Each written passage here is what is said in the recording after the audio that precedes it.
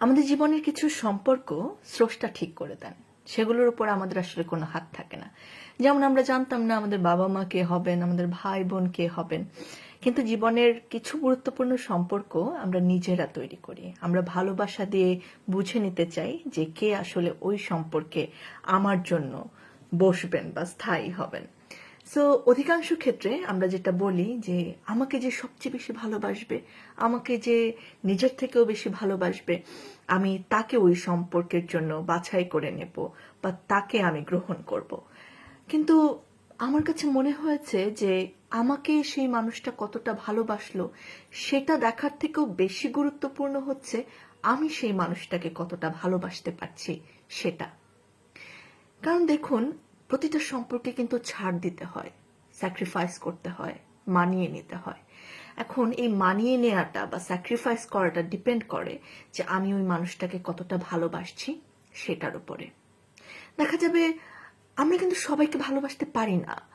দেখা যাবে অনেক কারণ আছে ভালোবাসার, তাকে কোনো কমতি নেই, কিন্তু তাকে আমি আসলে ওরকম ডেডিকেশন দিতে পারছি না।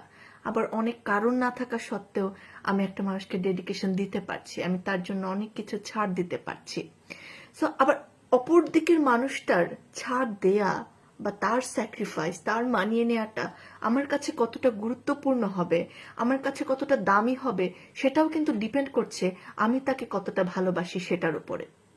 দেখুন, আজকে একটা মানুষ আমাকে অনেক ভালোবাসছে, কিন্তু একটা সময় গিয়ে আমার যদি তার প্রতি 100% ভালোবাসা না থাকে, তাহলে ওইটাকে একটা সময় গিয়ে কম মনে হবে, কমতি মনে হবে, মনে হবে অন্য কেউ হয়তো এর থেকে বেশি ভালোবাসতে পারতো।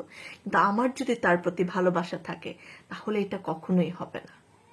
সো যে কোনো সম্পর্ক বলতে ওই বিশেষ সম্পর্কগুলোর ক্ষেত্রে কেউ আমাকে কতটা ভালোবাসছে এটা যেমন গুরুত্বপূর্ণ, ঠিক তেমনি আমি তাকে কতটা ভালোবাসতে পারছি, আমি তার প্রতি কতটা ডেডিকেশন দিতে পারছি, তার জন্য আমি কতটা স্যাক্রিফাইস করতে রেডি, এই জিনিসগুলো বিবেচনা করা অনেক বেশি ইম্পর্ট্যান্ট।